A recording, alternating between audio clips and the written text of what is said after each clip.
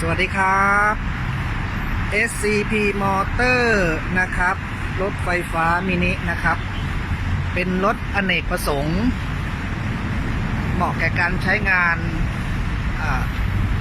ในหมู่บ้านในรีสอร์ทในโรงงานไปจับจ่ายตลาดซื้อขายซื้อใช้สอยต่างๆได้นะครับวันนี้เปิดโชว์รูมแต่เช้าเรามีให้เลือกถึง8รุ่นนะครับสีสันสวยสดงดงามจาก SCP Motor ดูอันนี้จะเป็นโชว์รูมเรานะครับอยู่ที่วิภาวดี54นะครับใกล้ๆกับเดลินิว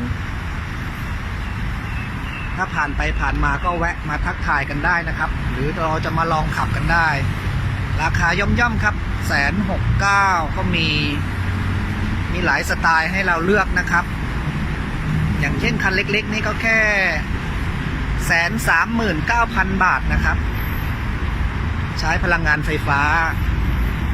เสียบไฟบ้านเราได้เลยนะครับถ้าท่านใดสนใจก็ลองแวะมาเยี่ยมชมโชว์รูมของเราได้นะครับที่วิภาวดี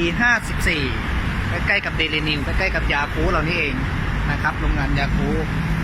ตอนนี้ก็ลูกค้าก็ให้การตอบรับเป็นอย่างดีนะครับก็จะมีแม่บ้านนะครับพ่อบ้านมาซื้อไว้ให้คุณพ่อคุณแม่ไปจับจ่ายตลาดใกล้ๆบ้านหรือว่ารับส่งลูกหลานไปโรงเรียนใกล้ๆนะครับ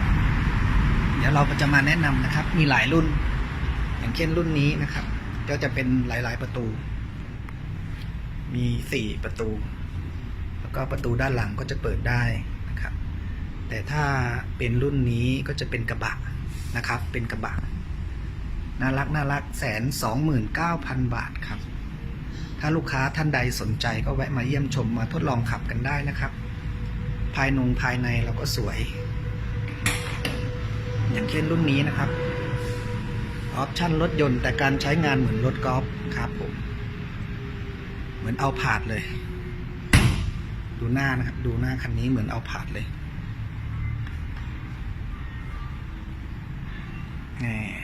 สวยๆครับอันนี้ก็จะเป็นออฟฟิศเราหากท่านใดสนใจก็แวะมาได้นะครับ SCP Motor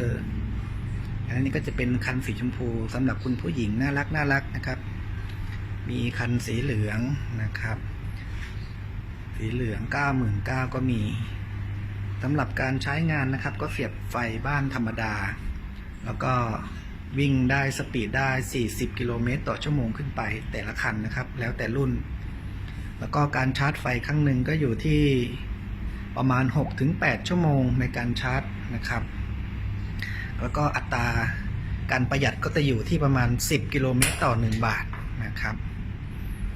ให้ดูเป็นตัวอย่างถ้าท่านใดสนใจนะครับเชิญได้นะครับที่ SCP Motor วิภาวดี54นะครับยินดีต้อนรับนะครับมาทดลองขับกันได้ครับผมขอบคุณนะครับ